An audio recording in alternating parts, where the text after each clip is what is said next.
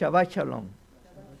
We're getting now to the time in which we are going to have the encounter between Jacob and Esau.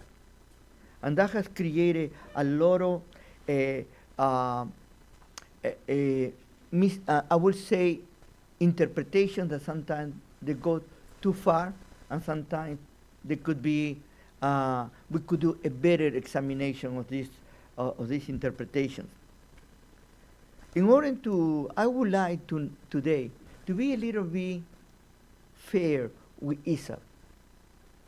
You know, the prophets, they really speak terrible against Esau, to the point that they say, the Lord, I love Jacob and I hate Esau. And we, in this portion, we have read the book of Abdiah, no? And he is the only Gentile that is in the Torah. It's not interesting. He has a book, and he's talking against Edom. The Edomites are the descendants of Esau. And it sometimes sounds very negative, you know. There are reasons why in the scriptures, at the end, Edom is going to become the arch enemy of Israel. But I want to see that didn't begin in that way. And we are our own worst enemies. Now, let me read this portion that from the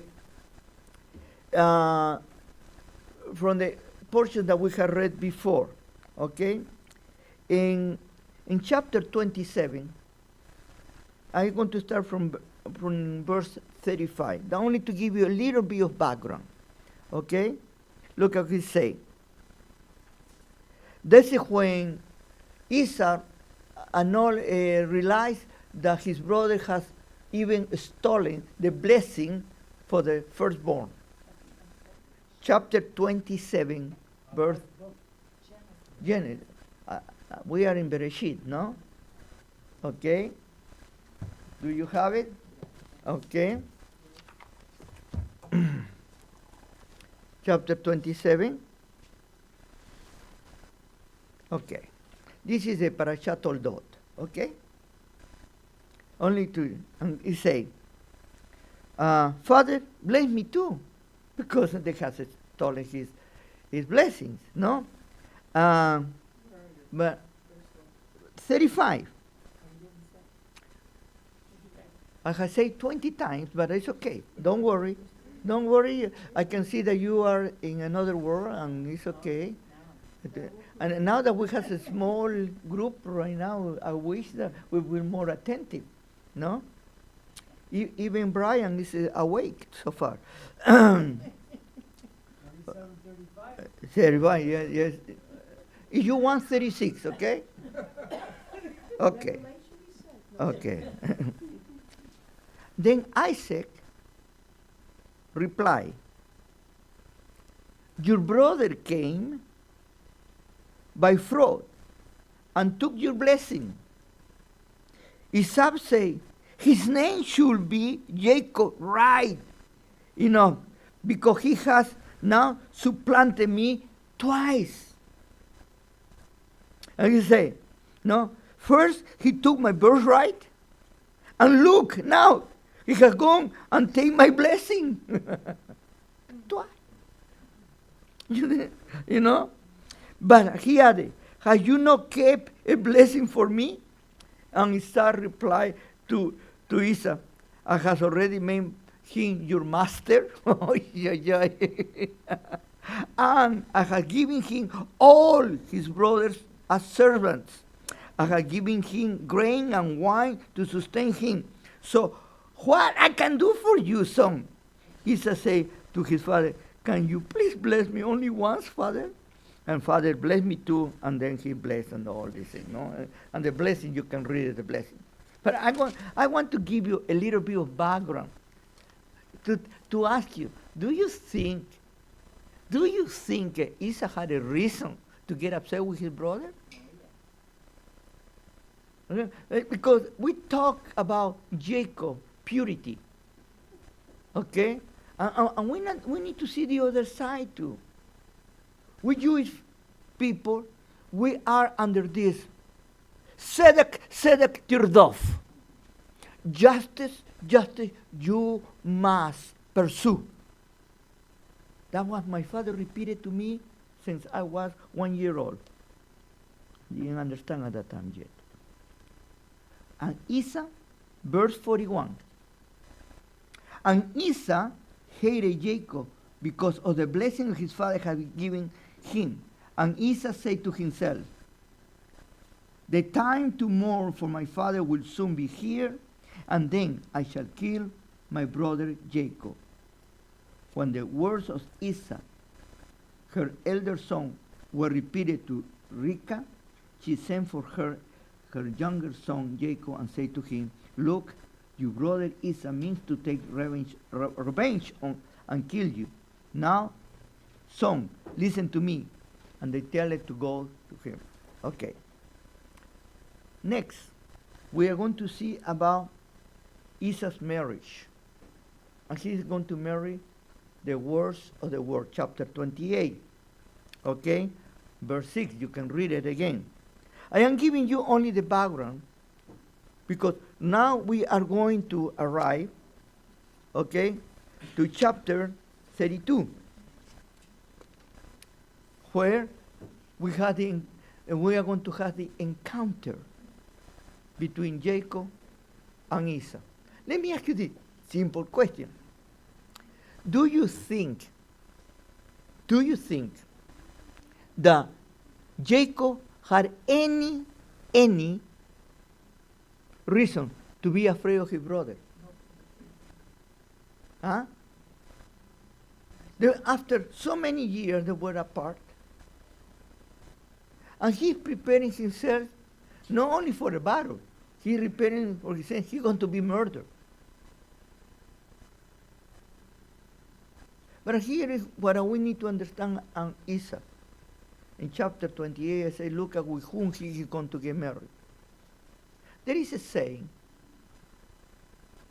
that my beloved father used to say to me, be careful with whom you get together or you ally or you associate. Choose your friends well.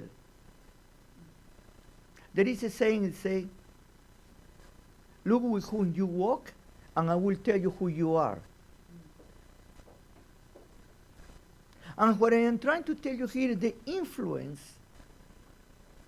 of the evil upon us. Because this is Esau. They want to paint Esau as totally evil. And that's not the case. The Torah doesn't talk that Esau was evil. Esau was a human being. They did something wrong to him, and he reacted with anger. It's normal. What's wrong with that? But we are going to see that the problem with Esau is not Esau. The problem with Esau are his descendants. I want that you follow me here, okay, because it's important. Look with whom you associate, and I will tell you how you are going to end it. If your associates are robbers, stealers, deceivers, whatever you want to call it, you are going to end it with them. And even if you don't participate in what they do, because of association, you are guilty. That's Jacob. I'm sorry, Esau. Because of association, Jacob had a lot of also bad associations. Look at with whom he was, no less and no more than with his dear father-in-law, Laban, the white man. Was so white that was pure of evil. Laban means white. And here, we're going to see that many things are transferred. You need to be very careful with whom do you associate, with whom do you walk, with whom do you do business. Because sooner or later, it's going to cut you. You do not realize, but At the beginning, everybody say, this is okay. Well, everybody does it. Oh, there's nothing wrong. And little by little, your defenses of your own morality are being destroyed. Look at what is happening right now in our midst. No, I am not talking about the world that the people talk, the outside. But here among ourselves, sometimes I hear people that they do not even have now any longer the capability to differentiate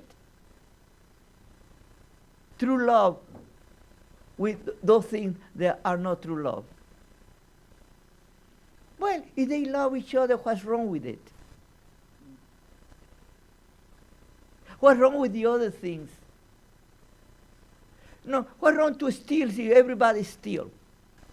We have now politicians, and our listening in the radio just, I think it was 2 days ago, there was somebody that was accused about something, and the reason that was because he did something wrong.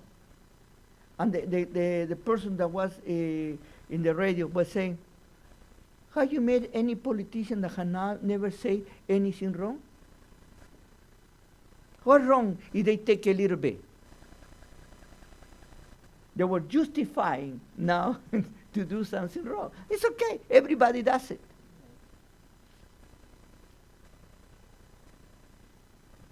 Esau, first of all, after he was so upset with his parents that they promoted the stealing of his birthright, the blessing and everything else, that what he does, the first that he does is, I'm going to put a lot of pain on them. And what will be the best way to do something that is going to hurt them? I'm going to marry the girls from this area that are evil, or they are bad. And these girls are going to have children. And these children, what they are going to learn? The good thing from Isaac and their forefathers? No. They are Canaanites. What they are going to learn? Everything that is evil from the Canaanites. And they are going to put a lot of things on the children and the descendants of the children. And with the time, what they are going to do? They are going to hate Jacob and the descendants. That is the reason why later on Edom became the arch enemy of Israel. The preponderance of evidence forced on them. And what we can do about this? What we can learn? Let me ask you this question to you, all of you. Who are your friends? Who are your associates? Who do you go out? The kids say, in the school, what kind of friends do you have? In college, what friends do you have? In business, what friends do you have? With whom do you do business? And you're going to see that little by little, you're being influenced, and you need to be constantly what we call it, re-examining and changing and also taking a bath, a spiritual bath. Because you need to sweat the evil that comes to you. And you don't realize, you don't see it because it's very subtle. People start talking to you little by little, and you listen, and suddenly one moment, you are on the other side. And you cannot see it until it's too late. That is what happened with Esau. God in the wrong crowd. He never, ever had those evil intents, because we don't see it here in the Torah. When he left, he said, when after my father died, I'm going to wait. His father lived longer than anybody else. It's his mother who died before but I know his father. And then at the end, look at what happened. At the end, when he promised that he was going to destroy his brother, that after his father died, they both come together and bury their father. But when you read at the end of this parasha, you're going to read all the descendants that he has. And if you are very careful, that those descendants are the worst of the worst. The mafia or the mafia. And the question is, what happened to Esau? And that's when you have the wrong mate. You know, I have been talking to our young people, and we have had a forum, and I enjoy it because I learn a lot from the young people. I am so glad that our young people can talk to me, and we can be clear on it. We don't hold anything, you know. And I learn from them a lot of things, and I thank them for that. And one of the things that immediately they were telling me is about how difficult it is right now to find a right mate. You know, in my time, most of the girls, I would say 90% of the girls around it, they were good girls. They were very innocent in many ways, like the boys, very innocent. Today, a child of 11 years old already knows more than any adult. And the parents are scared about even to talk about those things. And the worst part is that they are being bombarded by the schools, by the universities, by the college, with what we call it liberal, progressive ideas. And what they are putting in their head is pure trash. And the worst part is they are accepting the trash as the truth. Because there is nothing that nobody can say, because my professor say this, my teacher say this, the government say this. Because they know more than their parents. That is a problem. One time I had a discussion with a young person. And they tell me, I am a chauvinist. That's what the person told me. Why? Because supposedly I believe that the man has a role and women has a role. And I asked the young man, I say, have you seen any time a man giving birth? Do you think it's possible for a man to give birth?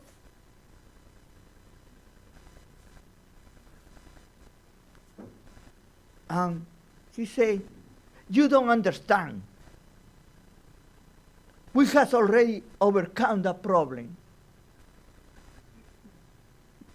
You are a chauvinist. That's all. And they left.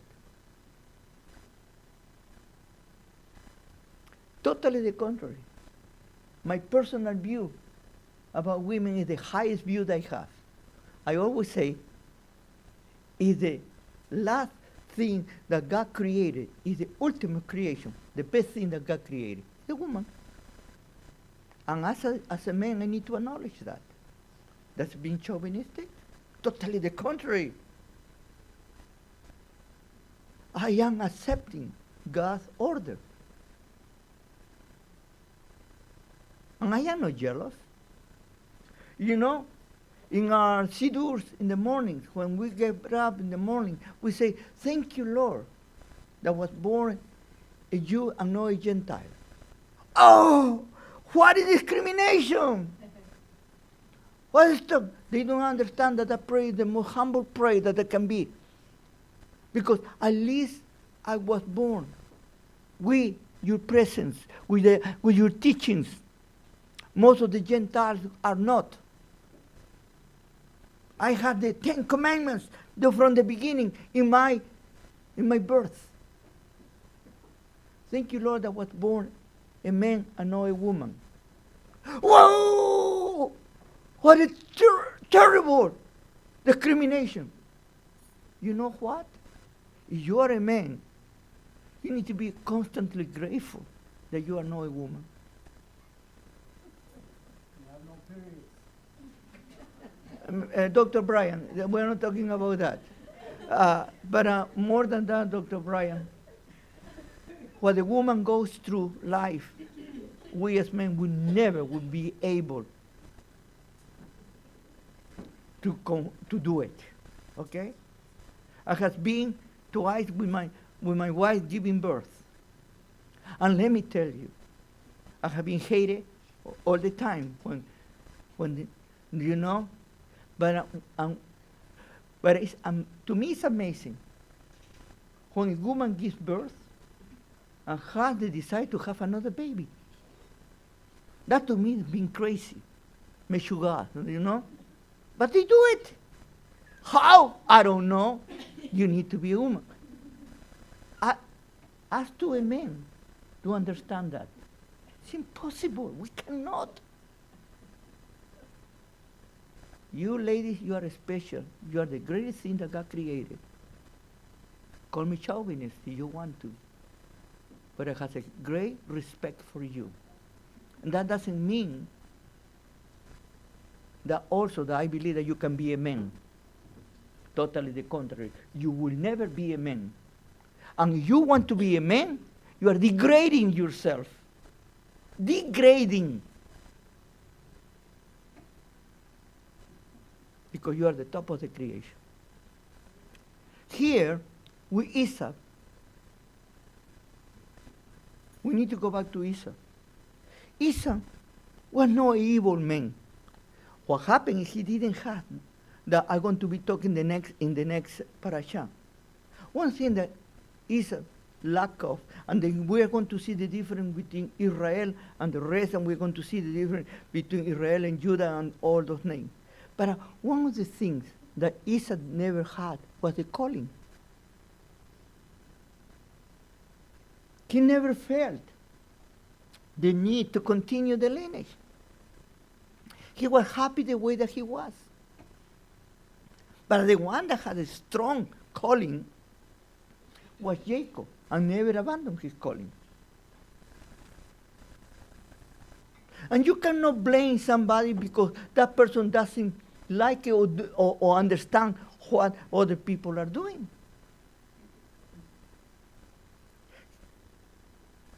And now, if he opposed and he trying to destroy Jacob, that will be different. And he tried at the beginning because he was angry. But after that, past the time, and what happened here in this parasha, we see that Jacob cried out to the Creator. The Creator gives to him a strength back, courage to face. And Jacob does what he needs to do. First of all, to acknowledge what he did wrong. Second, prepare himself for the worst. And third, ask help from the Creator if he couldn't survive on his own. But he didn't cross his arm and say, oh God, let my brother do whatever he wants to do with me. No! He prepared himself for the worst, hoping the best. And that was his prayer. And when his brother saw him, many of the rabbis say that he came with a desire to kill his brother, but God intervened and changed his heart. Can you give a little bit of credit to Esau? Time has passed. The anger has subdued. Like they say here, when Rivka and Isaac say, go to Israel until your brother cool off. He cool off. You know what? We have been brothers. We are twins. How am I going to hate you? And they hug each other and they kiss. And our sages sometimes they say, that was a hypocritical kiss. How do we judge that? If he was hypocrite, he will kill him immediately.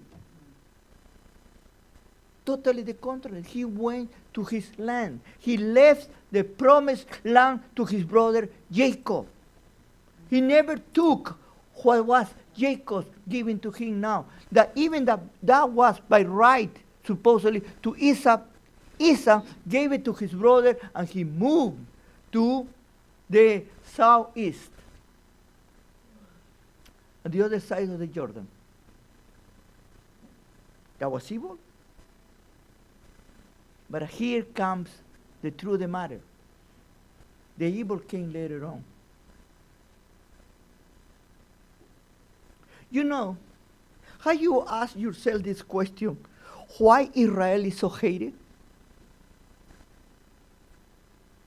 by the world?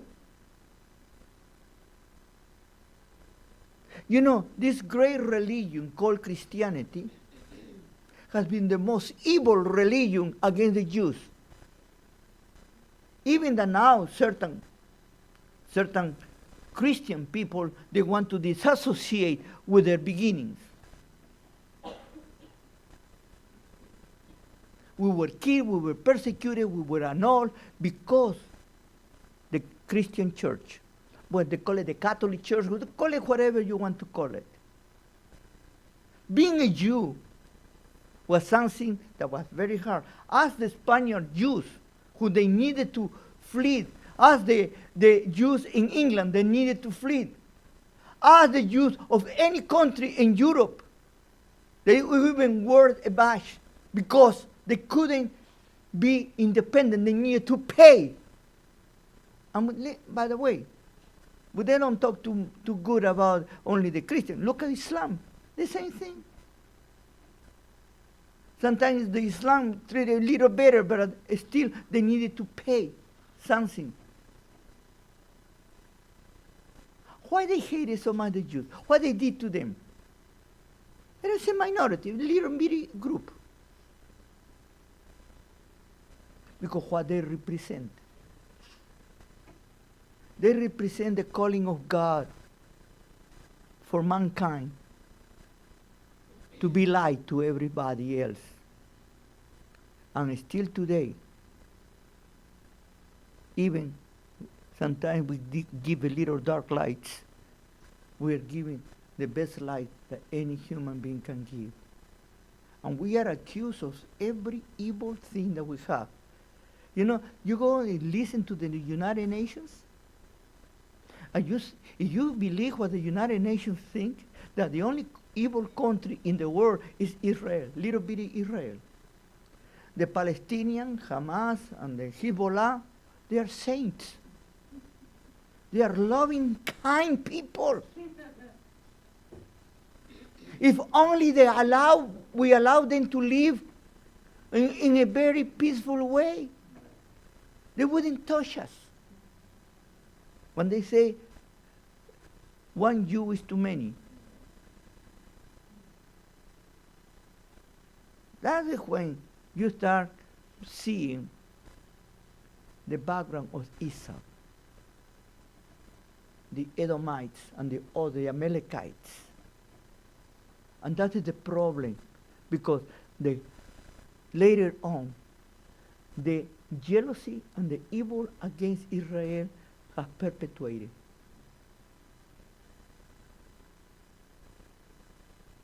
This is the reason that this idea of the Messianic age is so preponderant in our midst. Because we have realized that we as human beings, we are not going to be able to change this world. Because evil is preponderant. Evil is enthroned. Lie and everything that you can't believe in politics. And we are seeing that right now in the United States, in Canada, and in Europe, in the European countries. We see that. You know, if you have eyes, it's for you to see. If you have ears, it's for you to hear. But we have been blinded. That was the problem with Esau. He got with the wrong crowd. And getting with the wrong crowd, he was blinded. And his descendants were corrupted.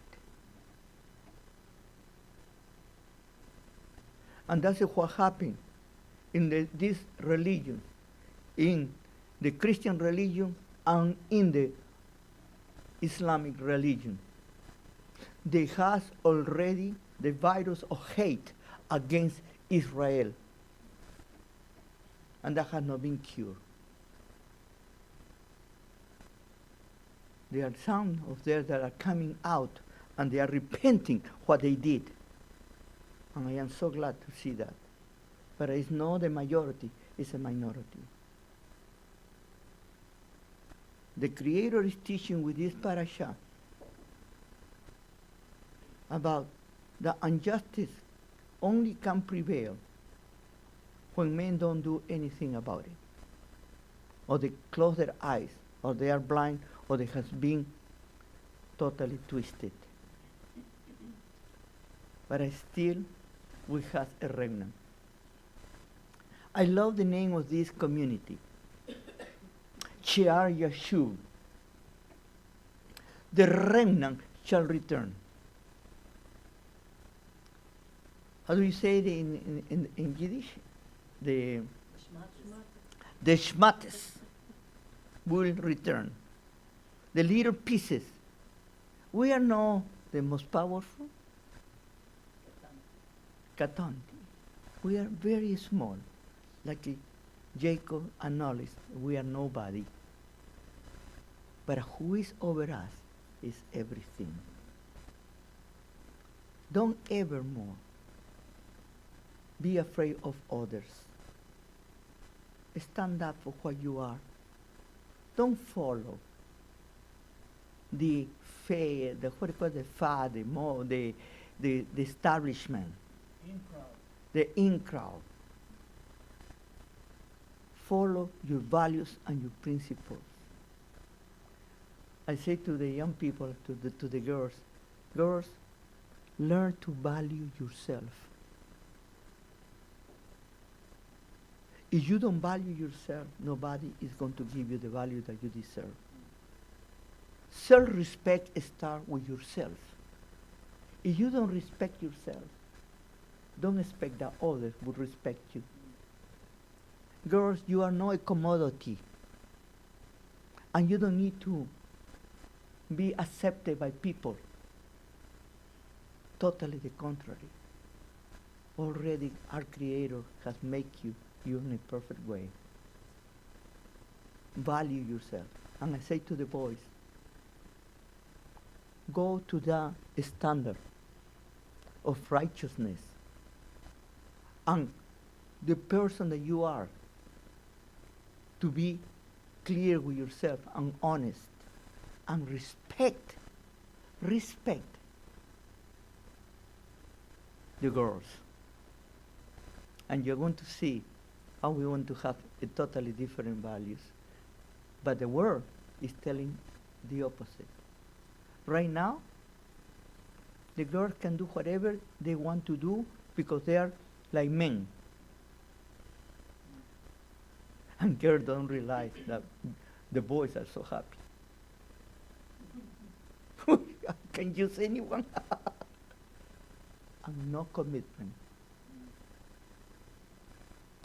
No real giving. And the boys, please don't take advantage of anything. Be a mensch. Be a man. Be a hombre. Stand up for what is right. Our role is to be supportive, protecting, and covering.